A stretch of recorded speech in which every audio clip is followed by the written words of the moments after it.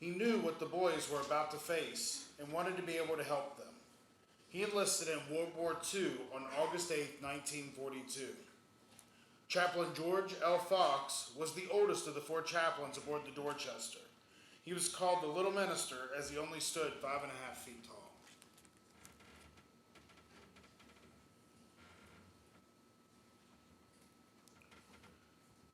Chaplain Alexander David Good was born May 10, 1911 in New York City.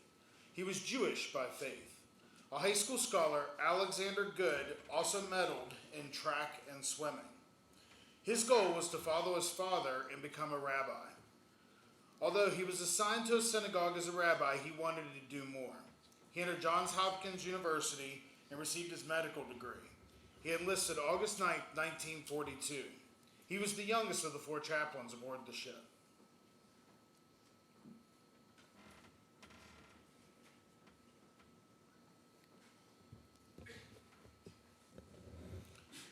Chaplain Clark Vandersall Poling was born August 7, 1910 in Columbus, Ohio, and was a member of the Dutch Reformed Church. Clark V. Poling was the 7th generation in an unbroken line of Dutch Reformed ministers. Before leaving for overseas, Clark asked his father, "Dad, don't pray for my safe return. Just pray that I shall do my duty and something more. Pray that I shall never be a coward. Pray that I should have the strength, courage, and understanding of men, and especially pray that I shall be patient. Oh, Father, just pray that I shall be adequate." He enlisted on June 10, 1942.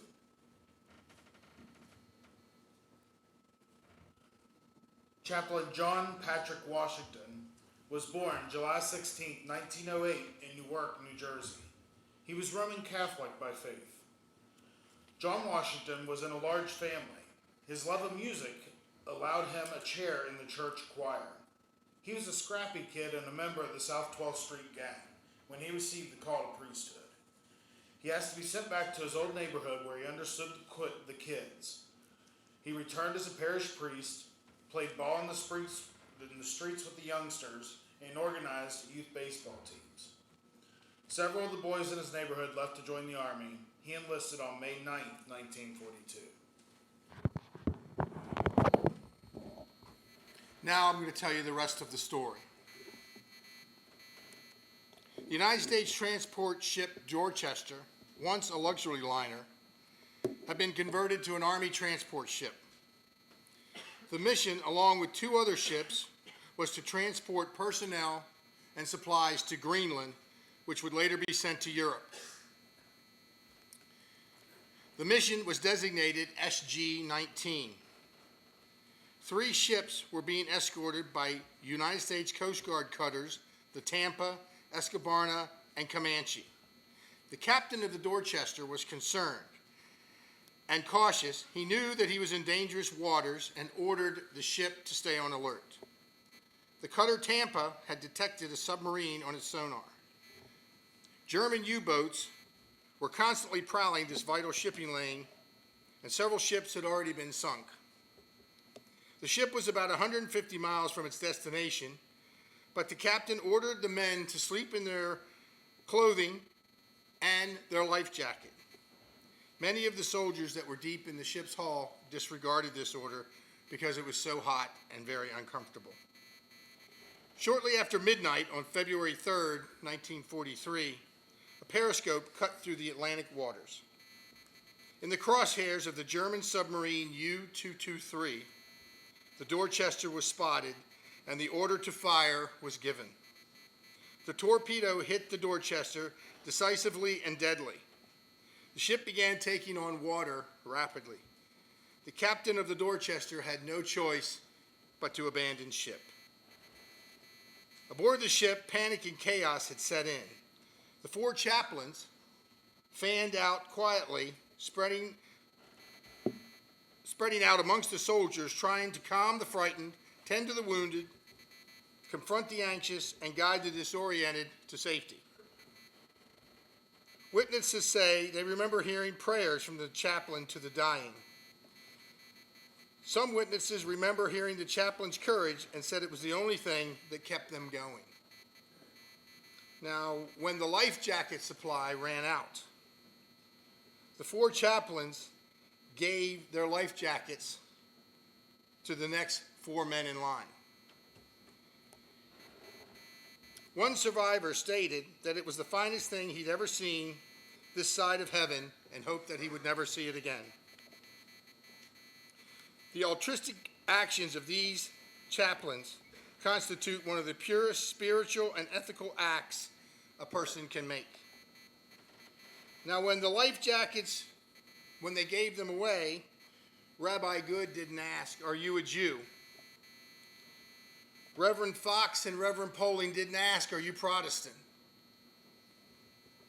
Father Washington didn't ask, "Are you Catholic?" He just gave their jackets to the next man in line. There were 902 men aboard the ship that night. 672 died, leaving 230 survivors. The death toll made this event the nation's 3rd largest loss at sea of its kind during World War II. Valor is a gift, Carl Sandburg once said. Those who have it never know for sure whether they have it until the test comes. The 4 chaplains were last seen on the sinking deck of the ship, their arms interlocked and praying as the ship went down. Within 27 minutes, the Dorchester had slipped beneath the icy Atlantic waters. Chaplain George Lansing Fox, Alexander David Good, Clark Vandersall Poling, and John Patrick Washington died on February 3rd, 1943 at 12:55. They did this in service of our nation. We will now place a rose by each picture in memory of our chaplains. Chaplain George Lansing Fox.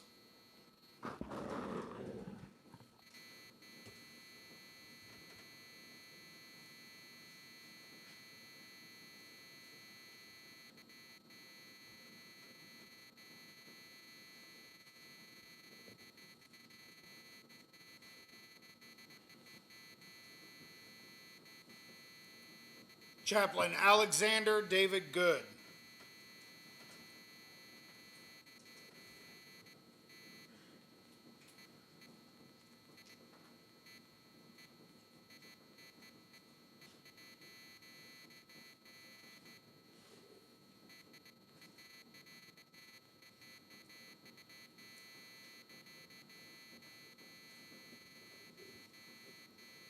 Chaplain Clark Vandersall Poling.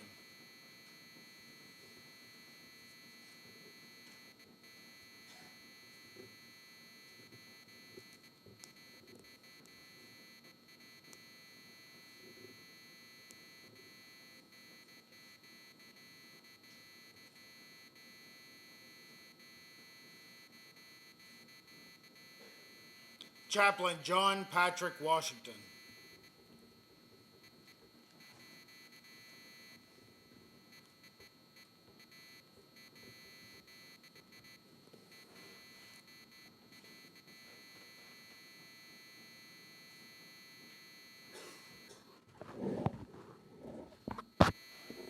We will now place 1 white rose for the remaining crew members aboard the USS Dorchester.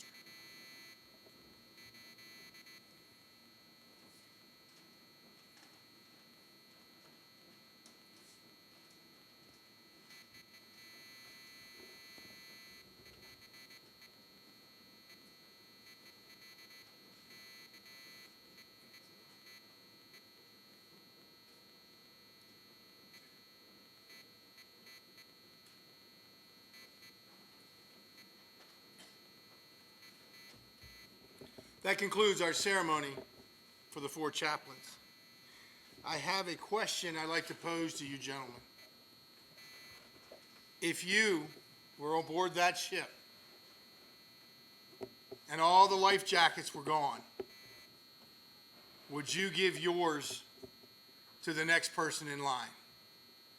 That's what these 4 men did for our nation and service to our country in World War II. Thank you for your attention.